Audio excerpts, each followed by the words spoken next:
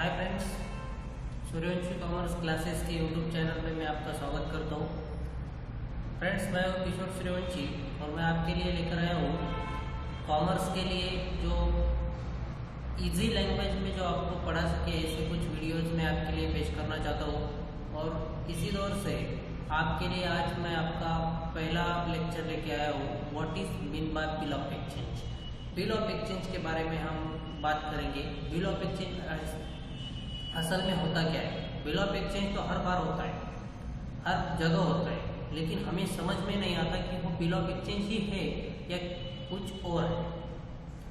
दोस्तों, बहुत बार ऐसा होता है कि हम कुछ भी चीज़ परचेज करने जाते हैं। परचेज करने के बाद हम शॉपकीपर से एक रिसीट मांगते हैं, वो रिसीट को ही बिल ऑफ एक्सचेंज कहते हैं। लेकिन असल में बिल ऑफ एक्सचेंज उसे नहीं कहते हैं दोस्तों। बिल ऑफ एक्सचेंज का मीनिंग ही अलग है। बिल का मतलब होता है जो आप परचेस करते हो उस समय आपको दिया हुआ जो कुछ रसीद है उसे आप बिल कह सकते हो, लेकिन बिल के बदले में उसे कुछ पैसे भी आप देते हो। लेकिन बिल ऑफ एक्सचेंज क्या है वो आज हम बात करेंगे। मतलब बहुत सारे लड़कियों की कंसेप्ट ये होती है कि बिल ऑफ एक्सचेंज मतलब हम जब भी खरीदी या बिक्री करते हैं उस समय हमें जो बिल दिया जाता है उस बिल को बिल ऑफ एक्सचेंज कहते हैं। मतलब दोस्तों, ये जो कंसेप्ट आपकी है, अगर ऐसी कंसेप्ट अगर आपने पाल के रखी है तो दोस्तों मैं आपको पहले ही आगाह कर देता हूँ कि ऐसी कंसेप्ट आपकी गलत है। तो सही में ऐसी कंसेप्ट क्या है जो बिल ऑफ एक्सचेंज को आपको बताएगी, तो मैं आपको बताऊंगा आज कि बिल ऑफ एक्सचेंज होता क्या है, बिल ऑफ एक्सचेंज काम कैसे करता है।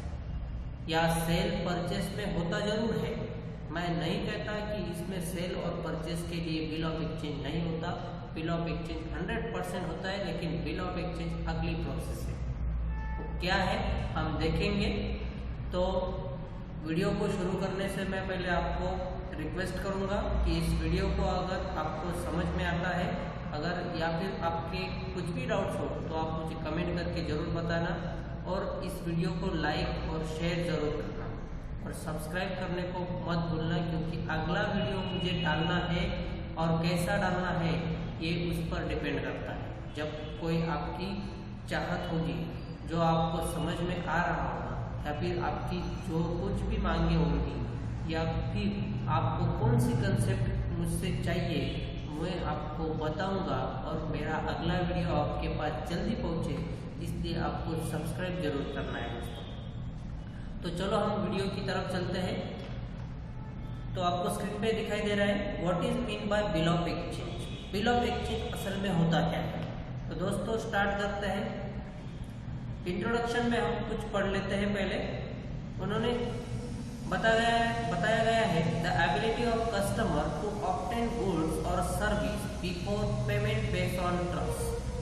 दोस्तों, ये जो आपका बिल ऑफ एक्सचेंज है ये ट्रस्ट के हिसाब से चलता है। मतलब आप ट्रस्ट यानी कि कोई ऐसी संस्था नहीं, या फिर ऐसी कोई जिसे बोलते हैं हम कंपनी, या फिर कुछ नहीं। ट्रस्ट यानी कि विश्वास, एक दूसरे पर विश्वास होना जरूरी होता है, जिस विश्वास पे चलती है। जब भी आप गुड्स या सर्विसेज खरीदी करते हो, या खरीदी करने के बाद उसका जो पेमेंट होता है उस पेमेंट को ट्रस्ट होना इम्पोर्टेंट है। मतलब दोस्तों, हम टोटली जो भी ट्रांजैक्शन करने वाले हैं, मतलब सेल का हो या परचेज का हो या सर्विस का हो या गुड्स का हो, वो क्रेडिट बेसिस पे चलने वाला है।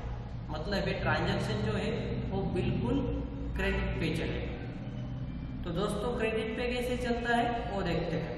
When goods बताया गया है when goods or service are obtained and payment will be made in future, it is known as credit transaction।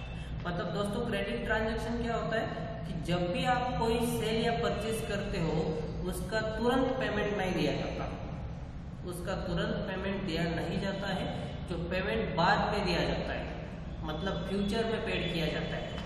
जब भी आप कोई ट्रांजैक्शन कर रहे हो, कोई भी आप अगर आपका पहचान वाला शॉपकीपर हो या फिर पहचान वाली कंपनी हो जिससे आप कुछ भी माल खरीदी कर रहे हो, और माल खरीदी करते वक्त आप उसको पेमेंट नहीं दे रहे हो और उसको बोल रहे हो कि जो भी पेमेंट बनेगा मैं आपको बाद में पेड करूँगा, बाद में पेड करूँगा, मतलब ये हो गया आपका क्रेडिट ट्रांजैक्शन, मतलब आप तुरंत पेमेंट नहीं करोगे।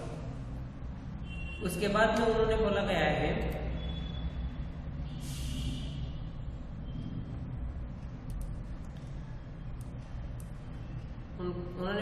Credit transaction play a significant role in world of business. ये क्रेडिट ट्रांजैक्शन सिर्फ यही नहीं, हर गली पे, हर नुक्कड़ पे, हर शहर में, हर देश में चलता है। मतलब कि आप किसी से भी उधार माल ले लो और उधार माल बेच लो, जब भी आपके पास पैसे आएंगे आप पैसे पेड कर दो या फिर पैसे ले लो।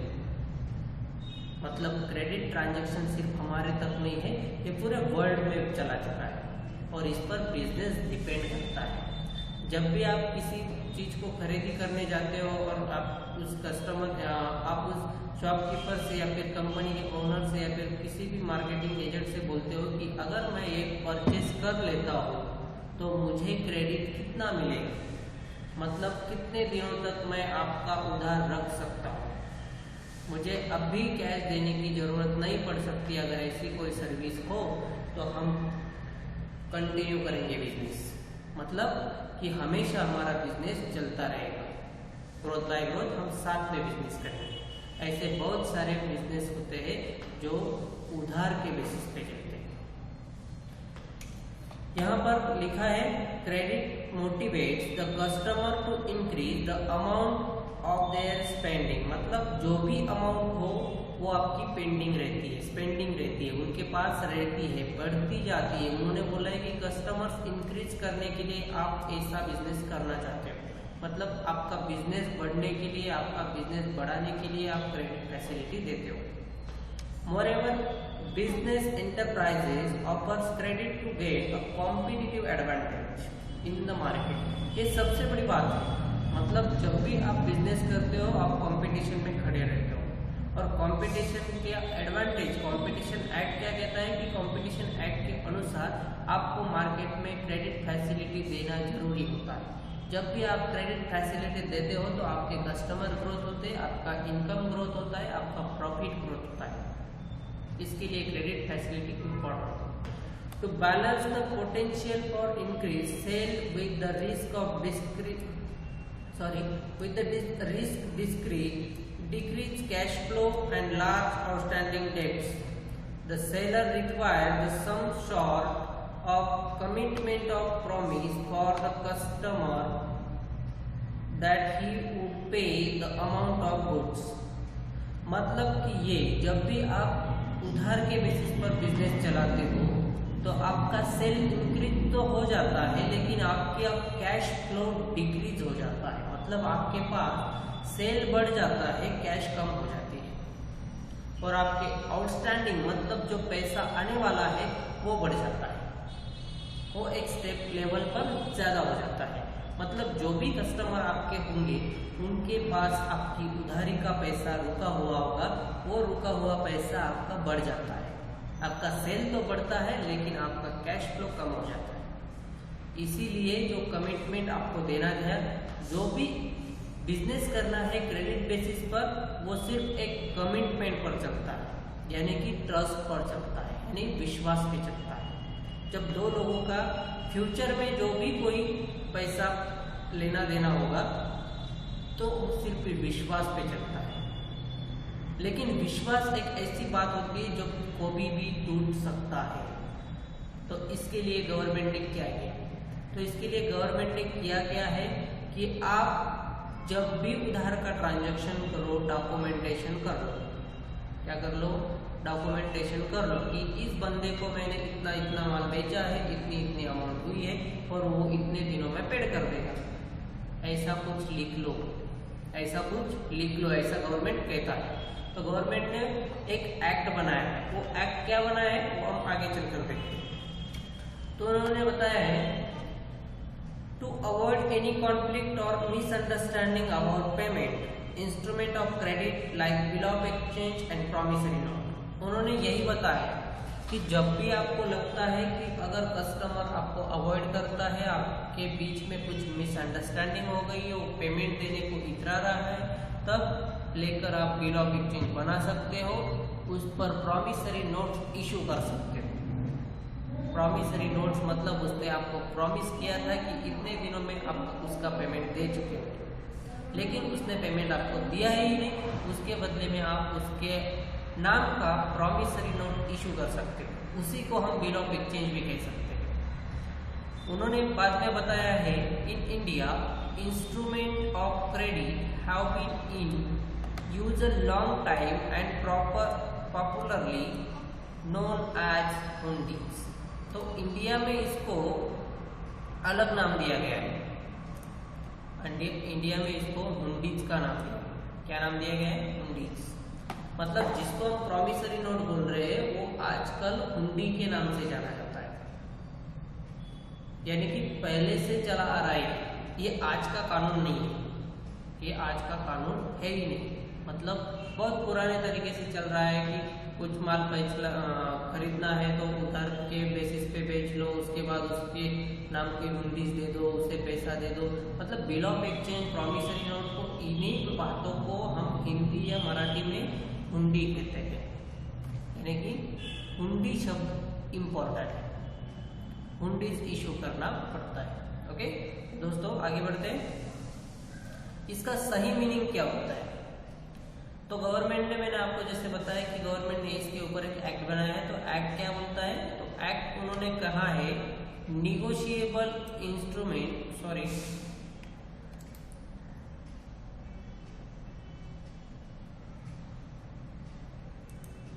Negotiable instrument act. कौन सा एक्ट बनाया उन्होंने? निगोशिएबल इंस्ट्रूमेंट एक्ट, और वो बनाया गया है 1881 में, यानी 1881 में। State that negotiable instrument means promissory note. Negotiable instrument को ही प्रॉमिसरी नोट बताया गया है, बिल ऑफ एक्सचेंज बताया गया है, चेक पेबल भी बताया गया है, चेक पेबल भी बताया गया है, आइदर टू ऑर्डर और पे। मतलब कि बहुत सारी बातें होती है, जब भी आप कुछ इंस्ट्रूमेंट बनाते हो या फिर कुछ भी सेल या परचेज करते हो, आपको पेमेंट की गारंटी ना हो, तब आप 1881 के हिसाब से उसको बिल ऑफ एक्सचेंज इशू कर सकते हो, प्रॉमिसरी नोट दे सकते हो, या फिर उसके पास से आप आउटडेटेड या फिर आने वाली डेट का चेक भी ले सकते हो। चेक तो आपको पता है, ज़्यादा कुछ करने की जरूरत नहीं, उसके पास से एडवांस चेक ले लो, चेक पर साइन ले लो, अमाउंट डाल दो और आगे की डेट ले लो। उस डेट को आप बैंक में जाओगे, पैसा मिल जाएगा। इसी को हम बिल ऑफ एक्सचेंज भी कह सकते हैं। Bill of exchange is a written acknowledgement. ये क्या होता है? रिटन एक्नॉलेजमेंट होता है, रिटन डॉक्यूमेंट होता है, जिस पर लिखा होता है या फिर जिस पर प्रॉमिस किया होता है, जिस पर आपकी बातें साफ तौर से लिखी होती है कि क्या लिखा होता है उस पर? अ bill of exchange is written acknowledgement of डेब्ट and also a promise to पे द डेब्ट according to the terms of the bill.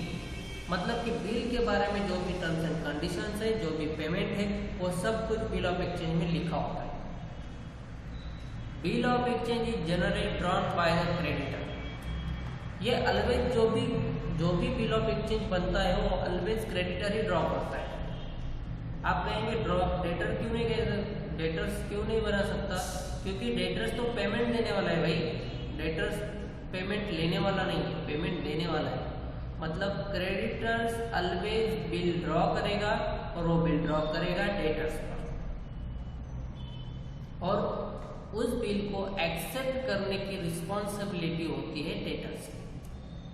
मतलब कि आपके जो डेटर्स है उसकी रिस्पॉन्सिबिलिटी होती है। चलो, आज किसी एक इंसान ने उसका माल बेच दिया किसी, रुको मैं अभी आपको एग्जांपल देता हूँ। ए नाम का पर्सन है, उसने बी को माल बेच दिया, 10,000 का माल उसने बेच दिया। मतलब यहाँ पर ए जो है उसने माल बेचा, इसलिए वो क्या है, क्रेडिटर है। और बी ने माल लिया, खरीद लिया, इसलिए वो क्या बन गया, डेटर बन गया। मतलब क्रेडिटर और डेटर ही ऑटोमेटिक बनते हैं, जब भी आप ट्रांजैक्शन करते हो वो बन जाते हैं, क्रेडिटर और डेटर। जब डेटर्स और क्रेडिटर्स का रिश्ता बन जाता है तो क्रेडिटर ऑलवेज बिल चार्ज करता है बी पर, मतलब डेटर्स पर। जो भी क्रेडिटर होगा वो अपने डेटर पर बिल मेकिंग करेगा और बिल उसे भेज देगा, पैसे पेड करने। आया समझ में? तो हम इसके बारे में अभी और देखते हैं। डेफिनेशन में क्या बताया है, section 5 of negotiable act, instrument act 1881, section 5 के हिसाब से उन्होंने 1881 में डेफिनेशन बताई गई है। वो क्या डेफिनेशन है, बोलते हैं कि a bill of exchange is an instrument in writing containing an unconditional order signed by the maker directing a certain person to pay certain sum of money only to or to the order of a certain person or to the bearer of the instrument।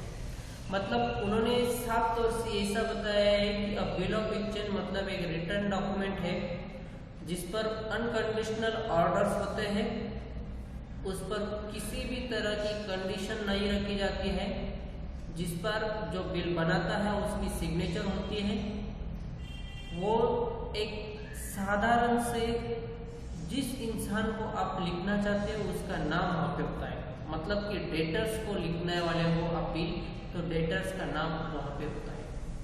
उसी तरह से वहाँ पे bill of exchange पर आप amount भी लिखते हो कि आपको कितना पैसा लेना है, आप उस अमाउंट को बिल ऑफ एक्सचेंज पर लिख देते हो। और उस अमाउंट को लिखने के बाद आप उसे बोलते हो कि पे करो मुझे, या फिर मैं जिसको ऑर्डर दूंगा उसे पे करो।